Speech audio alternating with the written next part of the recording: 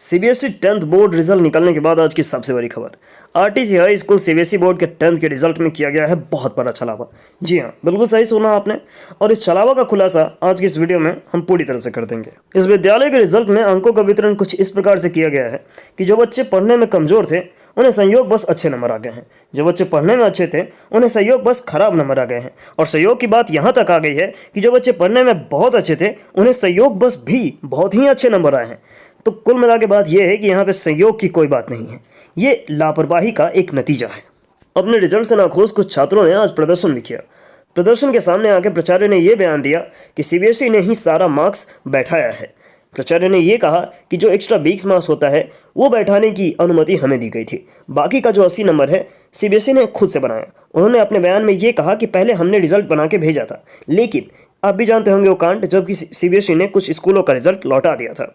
लौटाने के बाद जो बाद में रिजल्ट बनाया गया, प्राचार्य का ये कहना है कि वो रिजल्ट सीबीएसई ने खुद बनाया था।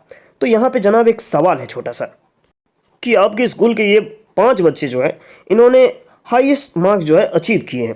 तो यहाँ पे एक छोटा सा सवाल ये जग रहा है कि ये जो छात्रा है जो सबसे अव्वल आई है, इनकी हिस्ट्री अगर मैं बताऊं तो ये 9th में भी अव्वल आई थी और प्री बोर्ड में भी अव्वल आई थी।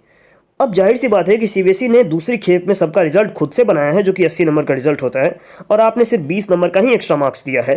तो सीबीएसई को कैसे पता चला कि ये छात्रा 9th में अव्वल आई थी और प्री बोर्ड में अव्वल आई थी, तो इस बार भी इन्हें अव्वल यानी कि टॉप आना ही आना है। सवाल बहुत ही कठिन है, जवाब तो आपके पास होगा ही नहीं।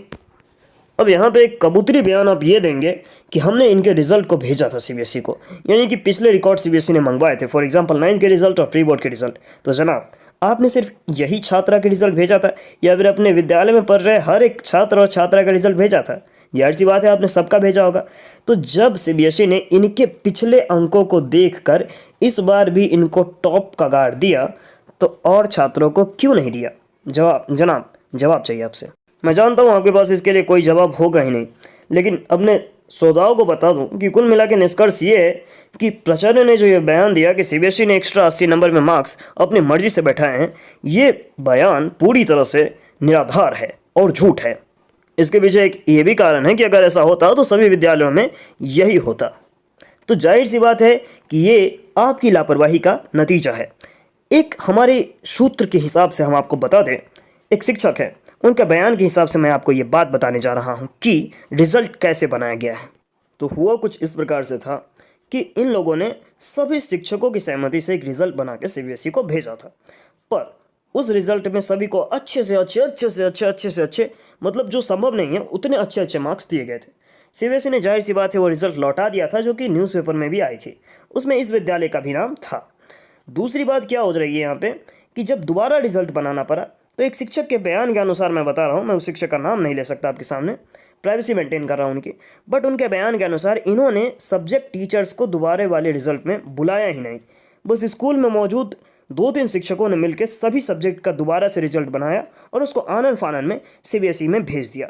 इस बीच इन्होंने एक बात का पूरा ध्यान रखा कि जो हमारे रिश्तेदार हैं और जान पहचान वाले हैं और जिनको मैं जानता हूं और जो हमेशा अच्छे नंबर आते हैं उनका अच्छा नंबर होना चाहिए। यहाँ पे हमेशा अच्छे नंबर लाते हैं कहने का मतलब ये है कि जो हमेशा टॉप करते हैं 2-4 लोग, उनका अच्छा होना चाहिए, हमारे जान पहचान वाले का अच्छा होना चाहिए, जो हमारे रिश्तेदार है उनका अच्छा होना चाहिए, और बाकी सब बाहर में जाए।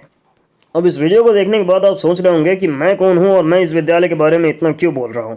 तो मैं बस इतना बता दूं, मैं इस विद्यालय का कोई छात्र नहीं हूं, और जिसके बारे में आपके मन में संदेह आ रहा है वो तो मैं हूं ही नहीं। बाकी आप खुद समझदार हैं। इनके इस कदर रिजल्ट बनाने के कारण कुछ बच्चों का तो एडमिशन तक नहीं हो रहा। अब बताइए इस समय में वो बच्चा क्या करे? क्या वो री एग्ज़ाम लिखेगा? अरे कैसे लिखेगा जनाब, 3 महीने से पढ़ाई छोड़ रखी है उसने, 11th की तैयारी कर रहा था वो। ये सब इन्होंने कुछ नहीं सोचा है रिजल्ट बनाने के वक्त। खैर, अगर आपको लगता है कि जो जानकारी इस वीडियो में बताई गई है वो किसी भी हद तक सही है, तो इस वीडियो को थोड़ा सा फॉरवर्ड कर दीजिए। क्या है ना, इंसाफ होना चाहिए।